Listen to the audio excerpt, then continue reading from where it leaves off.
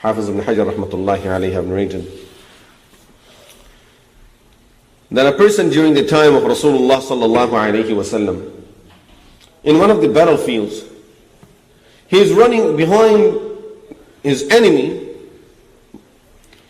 and that kafir, as he saw that this person is getting very close to him, so he quickly says, Ashhadu an la ilaha illallah wa ashhadu anna Muhammadan Rasulullah.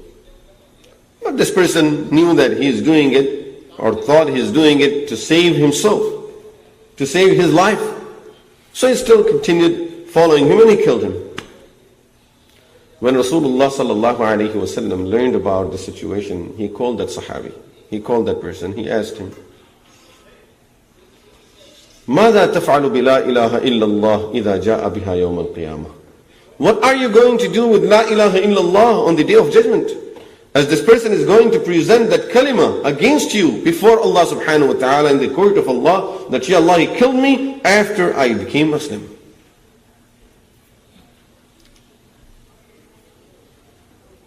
So he said, Ya Rasulullah, he said it only to save his life.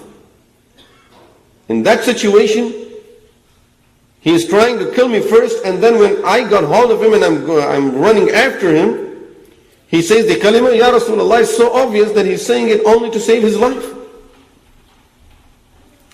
And Rasulullah sallallahu alayhi wasallam again repeated the same thing. What are you going to do with La ilaha illallah on the day of Qiyamah? Ya Rasulullah, he was doing it just to save his life. But what are you going to do with La ilaha illallah? And he says, Ya Rasulullah, if he's going to present that, then I would take care of that. He's so sure of the situation. Of course, he is in that situation, he's so sure of it. Rasulullah sallallahu alayhi wa sallam didn't say anything more. He just stayed quiet on this. Because he didn't want this person out of anger to say anything more now. Later on, of course, Rasulullah sallallahu alayhi wa sallam passed away, and this was, I think, during the Khilaf of Umar, or after that, radiyallahu anhu, that this person died. They buried him. The next morning they see his body is out. They thought some of his enemies, people who don't like him, took his body out of the grave. So they had some people watching over him the next day after they buried him the second time. Next day again the body is out.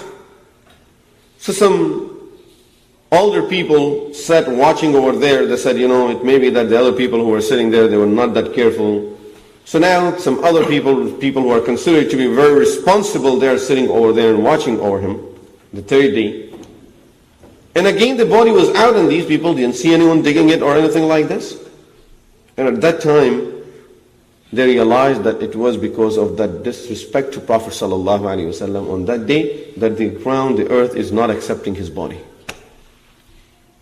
Because of that bad adab, because of disrespect to Rasulullah sallallahu alaihi wasallam.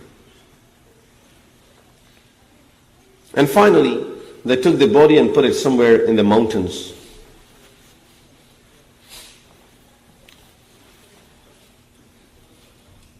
Through this disrespect, it is a fact that this disrespect will make the person lose, in many cases will make the person lose more than what a person will lose through a sin. A person will commit a sin, will ask Allah's forgiveness, will get the forgiveness. But when there is disrespect, this disrespect will lead to more harms than a sin would lead in many cases.